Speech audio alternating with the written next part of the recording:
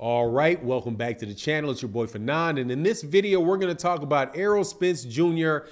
getting the last laugh on Terence Crawford because in Errol Spence Jr.'s words, he told you so, that Bob Arum, or told him that Bob Arum was smoke and mirrors. Terence Crawford did not listen. Terence Crawford fans did not listen, but yet here we are. Let's talk about that in this video.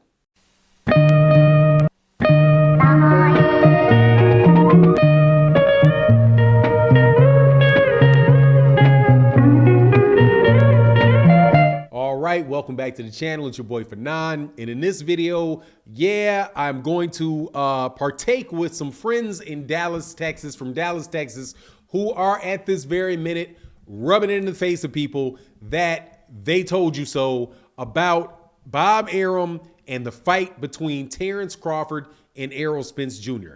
Now, before I get into that though, please make sure if you're not subscribed to the channel that you subscribe to the channel, support the channel by hitting the like, share, subscribe, hit the bell icon so you can be notified of when we release our videos. So, Terence Crawford, just yesterday, news came out that he is suing Bob Arum for breach of contract and also is claiming that there was, a disgusting racial bias on the part of Bob Arum and a systematic refusal to properly promote black fighters.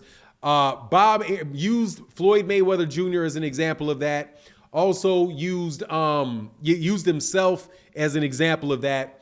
And one of the things that he is saying that Bob Arum did not do is that Bob Arum was not able to get him marquee fights like he promised. I do believe that that is the breach of contract, that he did not get the marquee level fights that Bob Arum promised, specifically fighters like Manny Pacquiao, Keith Thurman, and Errol Spence Jr. Right now, this is why my friends in Dallas are having a good old laugh at this particular scenario, is because Errol Spence Jr. told Terence Crawford this, told Terence Crawford fans this, and everybody that brushed Errol Spence Jr. off like Errol Spence Jr. was just ducking the fight. And what did Errol Spence Jr. tell Terence Crawford on videotape with Ellie Sethback? He told him, the problem is Bob Arum. Bob Arum is smoke and mirrors. And I'm going to clean up my side of the street because, and I'm paraphrasing here, because Bob Arum ain't serious about making the fight. He even went up and said, hey, Bob, did you call Al? You know, hey, Bob, I thought you said that Bob Arum did, they said, did you call Al Haymon? I thought you said that Al Haymon didn't even exist. They went back and forth and said, hey, look, man, call my promoter. And then he picked up his phone. Man, I don't have my phone. He picked up his phone and was like, yeah, you didn't call my promoter, as in call me about the fight, Bob. Right? So Errol Spence Jr. is right there telling Terence Crawford and Bob Arum to his face exactly what Terence Crawford is now suing Bob Arum for. Bob Arum is smoke and mirrors. He's not trying to get you what he's saying they're trying to get. He's trying to do something other than set the fight up between me and you. And now Terence Crawford, who at the time did not agree with it, right? At the time is putting everything on Errol Spence Jr.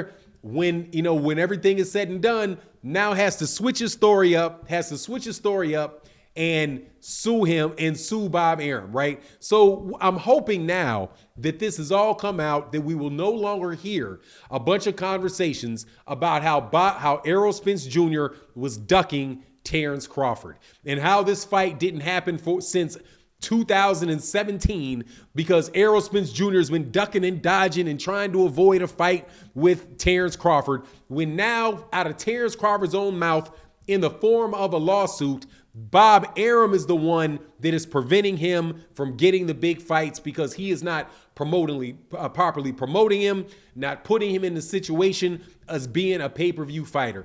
And even that portion of the lawsuit supports what the PBC was saying. Like, look, man, we would like to make the fight with Terence Crawford and Errol Spence. They're a tremendous talent, but Bob Arum and Top Rank have not been doing what they're supposed to do to put people in a situation to have that fight. So last laugh in this particular circumstance goes to Errol Spence Jr. because Errol Spence Jr. said exactly what was happening and said it years before Terence Crawford is actually actually came through with that lawsuit. And to boot, in the middle of that conversation, Errol Spence Jr. even said, "Look, Bob Arum recruited me heavily," because that's something that not a lot of people know. Errol Spence Jr. was recruited by Bob Arum out of the Olympics and was given, they gave a big, from my sources, they telling me that they did a big dog and pony show with him. Actually, Bob Arum had Errol Spence Jr. on stage talking about how this dude is going to be the next great American welterweight and was really pushing very hard to sign with Errol Spence. But what did Errol Spence Jr. do at that time, even before he turned pro? He was like, "No, thank you. I will go over there to Al Haymon and the PBC," because he knew what had happened to Floyd Mayweather Jr. when Floyd Mayweather Jr. was with Top Rank and Bob Arum. He wasn't getting the fights. He wasn't properly getting promoted, all of that stuff. Now, I'm not saying that, that I don't have some sympathy for Terence Crawford in this scenario, because, Terence Crawford did not come out of the amateurs in the same fashion that Errol Spence Jr. came out of the amateurs. Errol Spence Jr. came out of the amateurs with everybody trying to sign him, right? Golden Boy, I'm not sure if PBC was Golden Boy at the time, but it was pretty much, right around the time that the PBC and Golden Boy might have still been working together a little bit before they made that complete split. But, Bob Arum was trying to sign him. Al Haymon's trying to sign him, and that just tells you the circumstance that he was in. Terence Crawford, for his part, was not in that circumstance when Terence Crawford was an amateur. He didn't make the Olympic team, and he also had a reputation for being somebody that might have been a little bit wild outside the ring, getting in fights and other kind of stuff like that. So, he didn't immediately get signed to a big promoter. He got signed to a secondary promoter, fought several fights, showed what a good fighter he was, got scouted by Top Rank. Top Rank bought out his contract from his first promoter, and that's how he got to Top Rank. So, he didn't have the luxury. Terence Crawford, when he got in there, did not have the luxury to pick and choose, who he was going to fight with. He was very, very fortunate in the beginning to even get an opportunity with Top Rank, considering the fact that nobody wanted to sign him coming out of the amateurs. And he could have been put in a situation where nobody signed him and he had to move all the way up very early in his career to 147 pounds or something like that and fight somebody, fight guys that were a lot bigger than him and have a more difficult time, making his career. So, I just want to say, man, it is that I understand why Terence Crawford originally signed with Top Rank and Bob Arum. But look, man, all you guys that were out there dogging Errol Spence Jr., talking about how Errol Spence Jr. has been doing this and doing that, and completely ignored the input that Bob Arum had onto the situation. You guys got to let that go. You got to call, a spade a spade. You got to call it what it is and say, look, man, even Terence Crawford himself is saying the reason these fights didn't happen is because of Bob Arum. There was no ducking going on. And Bo Mack and Terence Crawford, if they're being honest with themselves, might want to look back and say, hey, well, Errol did tell us exactly that around the time that they were re-signing that contract. I'm not sure if he told them that, if that happened a little bit before or a little bit after, but it is what it is.